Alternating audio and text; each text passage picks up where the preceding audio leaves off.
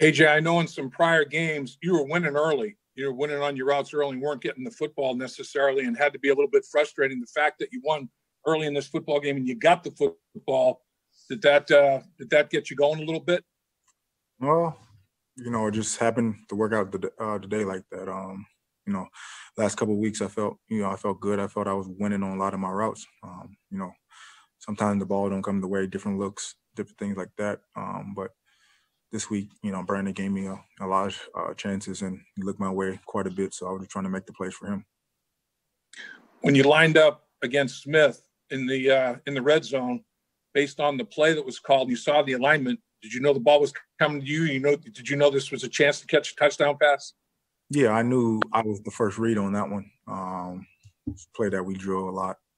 So I know when I saw him, he was kind of hard inside, so I knew I had to get inside. And Brandon gave me a great ball. So. AJ, obviously you've had a lot of success over your career. Over the last few weeks, you haven't had, many targets, many receptions. Today you had a pretty good day. But how frustrating has this year been for you overall? I think it's been frustrating for everyone, just not me.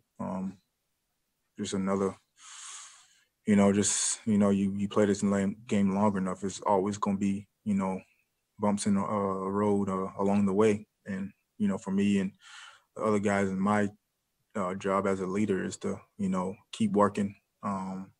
We all frustrated, but don't let your emotions show, man. Just go out there and work. And that's my approach to the game.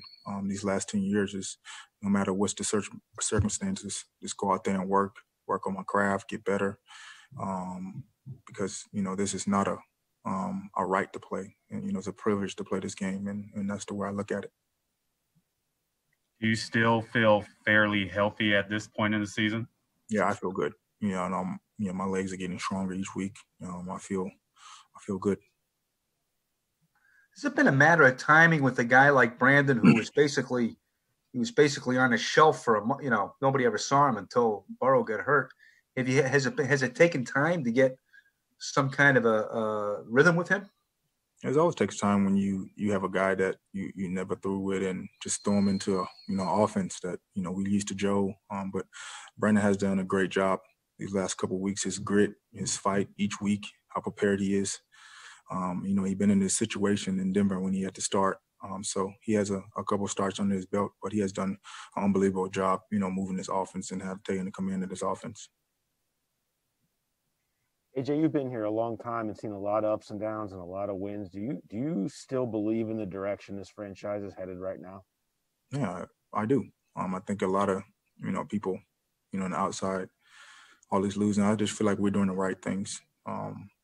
We're still together. We're not pointing any fingers. I think, my job as a leader is to continue to, push these guys. Don't show any frustration. Like I said, if you take this game, like it's a right to play, then that's when it's going to really come bite you in the butt. And I think, we're all honored and blessed to play this game. So no matter how bad it is, being hurt those 2 years really put things in perspective, how fast this game can be taken away from you. So, my approach this season is, I'm just happy to be out there and I'm keep working and keep fighting and keep bringing my guys along with me. What was it like seeing Andy Dalton out there as a visitor today? It was so weird, man. It was so weird just to see him in that uniform with those colors. Andy and I relationship is just bigger than football. So just watching him out there, watching him have the success that he having. Our wife sat together in the boxes the day. So it was special. It's weird, but I was happy for him that he's getting a starting job and show people what he can do. AJ, how stunning was it when offensively the first three drives all end up in fumbles? I mean, have you ever been a part of that before where first three drives of the game end up with fumbles? No, I don't think I've been a part of three, but I've seen some crazy things happen. And that's the type of year we're having. Like, nothing is going our way. Gio don't fumble. And let alone we have two more guys come behind Gio and cough the ball up. It just, like I said, man, you've been in this league as long as I have. You've seen it all. But just got to ride the wave. Got to continue to get better. AJ, the last time we talked to you, your mic was kind of cutting out a little bit, but I think you said something interesting about kind of your role and what it might be like moving forward. I don't know if you remember what that statement was, but it sounded like you've kind of are you recalibrating kind of what your role looks like on this team moving forward and kind of what's being asked of you, or no? No, I'm still a great receiver. My role is not going to change no matter where I'm at. Whatever happens here, I still can play at a high level. So I'm not worried about, falling into a role right now. My job is to go out there and win my one-on-ones and make plays whenever it's called. AJ, 3 games left in the season. Have you already started thinking about, your next contract and, what it's going to be like next season? Has that thought process, come into your mind already? No, not at all. I think for me, I'm a guy that, live in the moment, and whatever happens, it's going to happen. And my job is to go out to play football each and every week. And like I said, man, I'm just happy to be back and happy to be playing football, so. 2 more minutes with AJ. I think you get one more. Catch till you, one more TD catch until you catch Chad. Does that mean something to you? Yeah, that'd be nice. But you know me, the end numbers is always the goal for me.